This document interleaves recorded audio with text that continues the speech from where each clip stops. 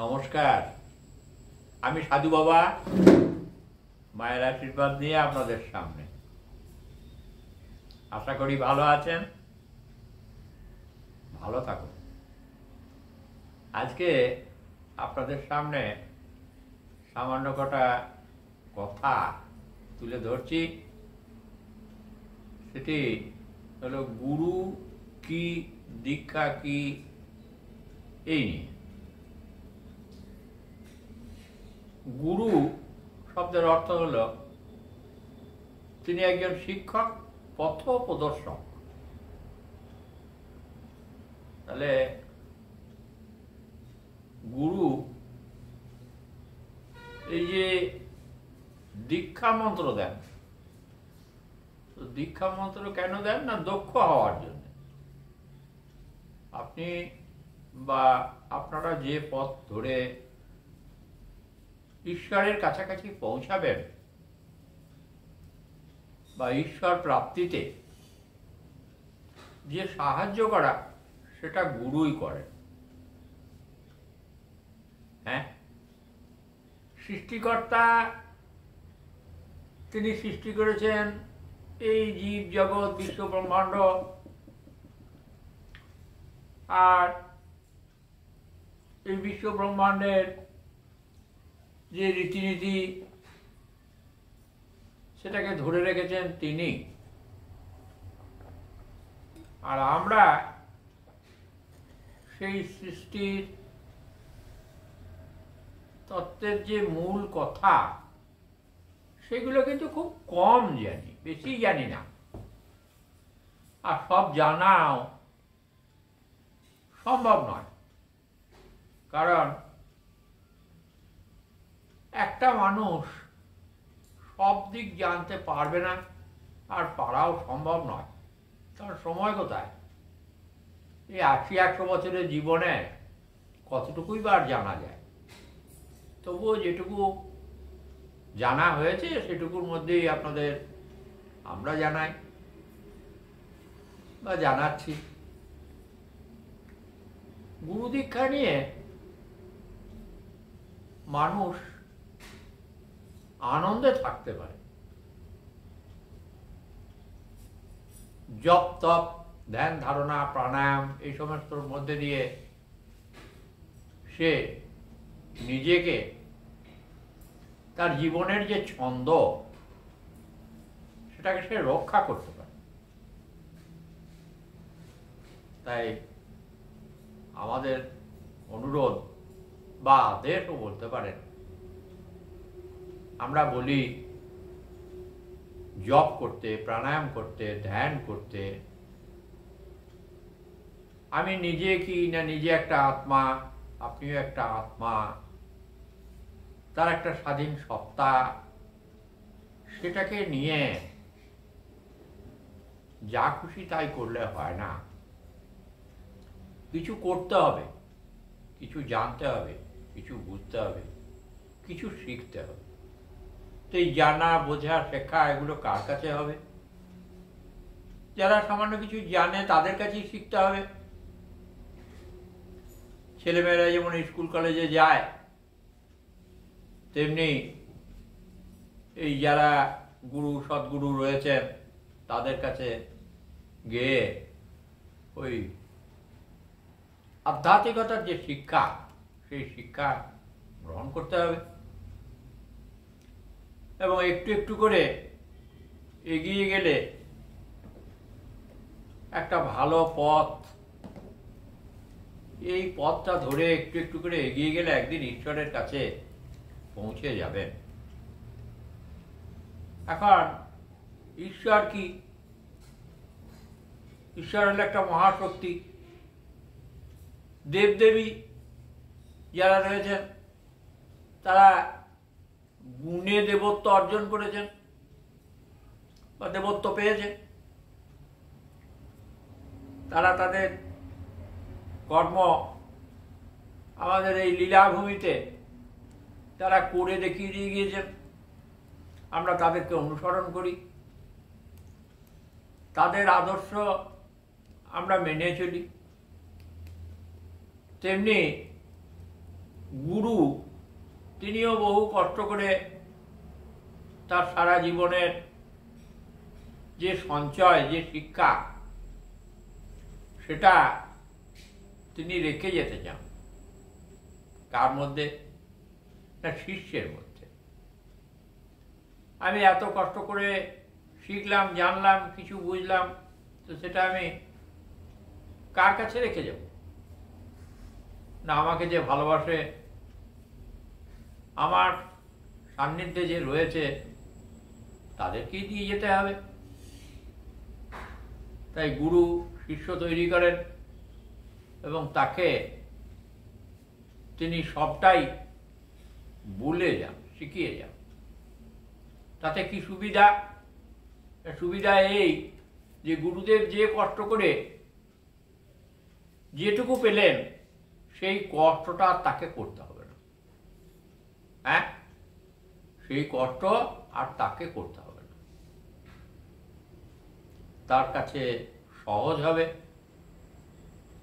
আর সে সহজেই খুব তাড়াতাড়ি ঈশ্বরের মুখোমুখি হবে। হ্যাঁ, তাহলে ঈশ্বর বলতে যেটা আমি বলতে চাই যে ব্রহ্ম কি, এবং সেটা কোথায়, কেমন, সেটা গুরুর কাছেই শুনতে হবে এবং শিখতে হবে। আবার নিজেকে সেটা জ্ঞান এবং উপলব্ধির দ্বারা বিচার বিবেচনা করে পথ পরিক্রমা করতে হবে এবং ব্রহ্মে পৌঁছাতে হবে। এদিক ওদিক যদি করে বেড়ান, তাহলে সময় নষ্ট হবে। হ্যাঁ, আমি কোনো একটা জায়গায় যাব বলে বেরিয়েছি, এখন রাস্তায় যেতে যেতে যদি আমি বসে যাই বা কোনো জায়গায় যদি আশ্রয় নিই, তাহলে সময় নষ্ট হবে, পিছিয়ে যেতে হবে। তাই সময় কম, সময় থাকতেই শুরুটা করুন। শুরু করুন, গুরুর আদেশ নির্দেশ মেনে চলুন, দেখবেন আপনিও ঠিক ঈশ্বরের কাছাকাছি পৌঁছে গেছেন। আর সেদিন আনন্দের আর সীমা থাকবে না। যেদিন থেকেই জপ মন্ত্র শুরু করুন না কেন, সেদিন থেকেই ভিতরে একটা আনন্দ থাকবেই থাকবে। জপ করলে আনন্দ পাবেন। কেমন করে করবেন? অন্যান্য বক্তব্যের মধ্যে আমি বলেছি, আপনারা নিশ্চয়ই শুনেছেন বা দেখেছেন। আমার ভিডিওগুলো দেখে একটু বুঝে নেবার চেষ্টা করবেন। আমি প্রায় দিনই আপনাদের বলে থাকি, আজও বলছি, জপ করবেন কেমন না, জপ যেন থেমে যাবেন না। কাটা কাটা জপ মোটেই ভালো নয়। কারণ জপ শেষ হলো, একটা মন্ত্র গুরুদেব দিয়ে থাকেন, সেই মন্ত্রটা ধরুন ওঙ্কার, তো ওঙ্কার কেমন করে জপ করবেন না, ও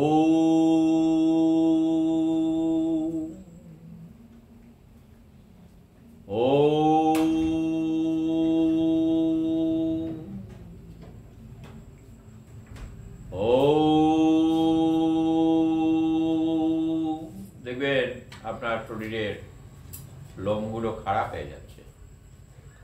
তখন জানবেন আপনি ঠিক জপ করছেন, জপে আপনার ভুল নেই। হাতের লোমগুলো খারাপ হয়ে উঠবে, শিহরণ আসবে। হ্যাঁ, আর শেষ অংশটা ব্রহ্মে পৌঁছাবে। ওঙ্কারের যে শেষ অংশটা, সেটা ব্রহ্মে পৌঁছাবে। যদি নাম মন্ত্র হয়, তাহলেও নামের শেষ অংশটা ব্রহ্মে, চিন্তাটা ব্রহ্মে চলে যাবে। এভাবে জপ করবেন, দেখবেন আপনার ভালো লাগবে। আর এই জপ করার পরে কিছু করলাম, তার একটা ভালো আনন্দ পাবেন। গুরুতে ভক্তি বিশ্বাস রাখবেন, ভক্তি বিশ্বাস যেন এতটুকু কম না হয়, কোনো দ্বিধা দ্বন্দ্ব সংশয় এগুলো যেন না থাকে।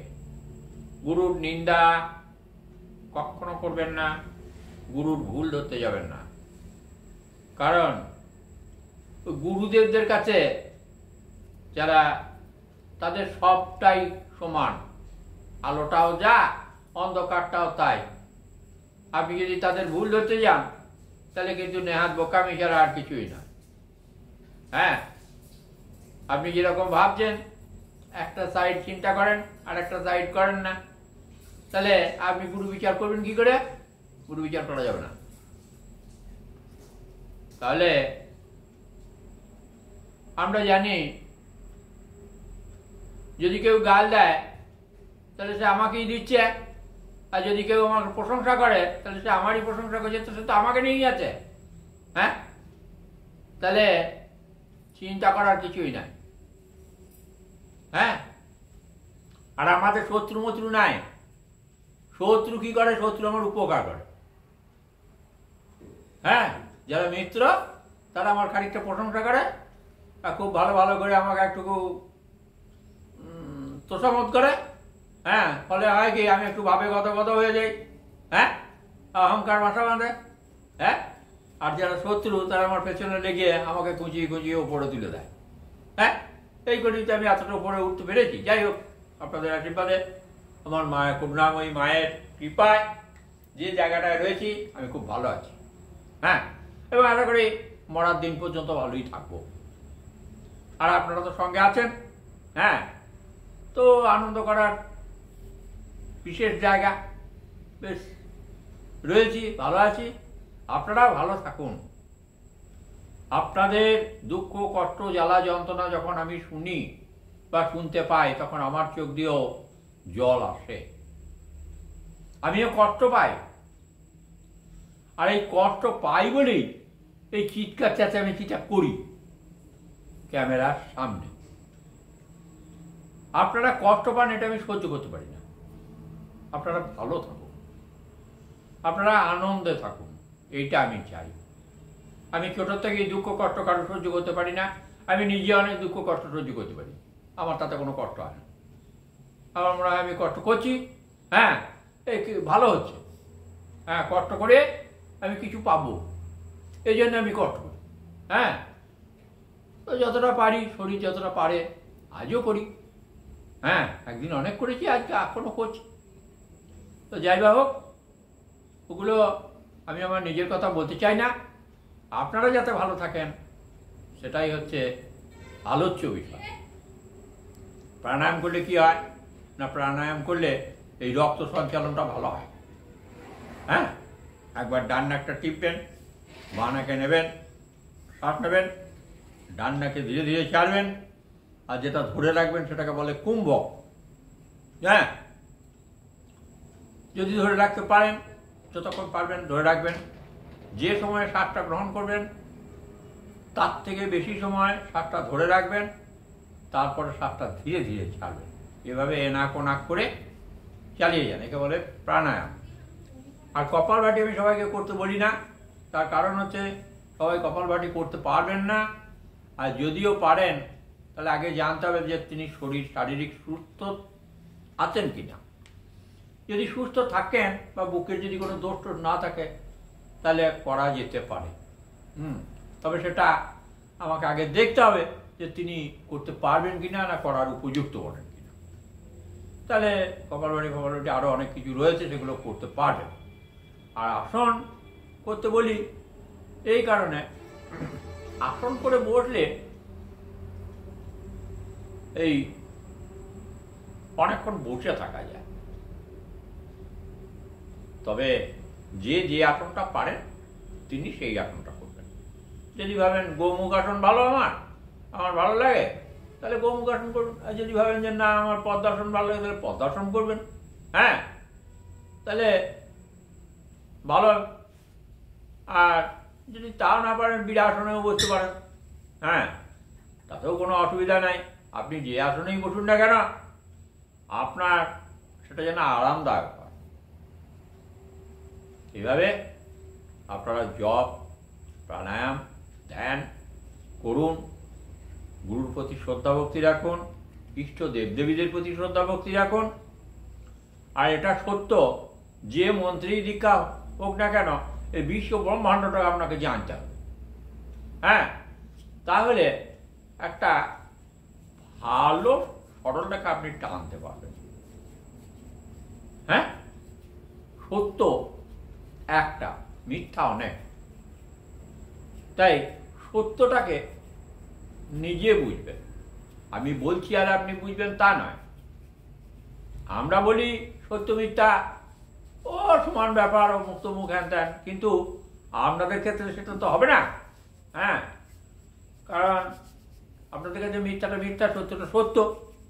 তাহলে আমাদের কাছেও তাই, সত্য সত্য, মিথ্যা মিথ্যা। তবুও এই সত্য আর মিথ্যা, এটা আমরা কিরকম জানি না, মিথ্যা সত্যটার পরিচয় ঘটিয়ে দেয় আর সত্য মিথ্যার পরিচয় ঘটিয়ে দেয়। তো এই একে অপরকে সাহায্যই করে। হ্যাঁ, খারাপ কিছু নয়, তবে সেগুলো আপনারা ভাববেন না। হ্যাঁ, ওগুলো আমরা বলি, অনেক বড় বড় কথা বলে ফেলি আর মনেও করি, নাহলে তো এই এত এত মানুষজন নিয়ে থাকা মুশকিল। হ্যাঁ, ভালো মন্দ সব রকমই তো থাকবে, সবই আছে, সবাইকে নিয়েই চলতে হবে। কাজেই দুঃখ, কষ্ট, জ্বালা, যন্ত্রণা সমস্তটাকে যাতে সহ্য করতে পারি, তার জন্যে ওই গুরু আর ইষ্টদেব দেবী এগুলোর প্রয়োজন আছে। তা নাহলে আপনার ধৈর্য শক্তি থাকবে না, ধৈর্য শক্তি হারিয়ে ফেলবেন। এই ধৈর্য শক্তি বাড়ানোর জন্যে জপ করা, ধ্যান করা, চুপ করে বসে থাকা, এগুলোর মধ্যে দিয়ে অভ্যাস যোগ তৈরি করুন। আপনারা যদি গীতা পাঠ করে থাকেন, তাহলে দেখবেন অভ্যাস যোগ বলে একটা যোগ আছে। ভগবান শ্রীকৃষ্ণ গীতায় বলেছে যে যদি তুমি না পারো তাহলে অভ্যাস যোগের দ্বারা চেষ্টা করো। হ্যাঁ, তা এই যে জপ, ধ্যান, প্রাণায়াম, এগুলো অভ্যাস যোগ।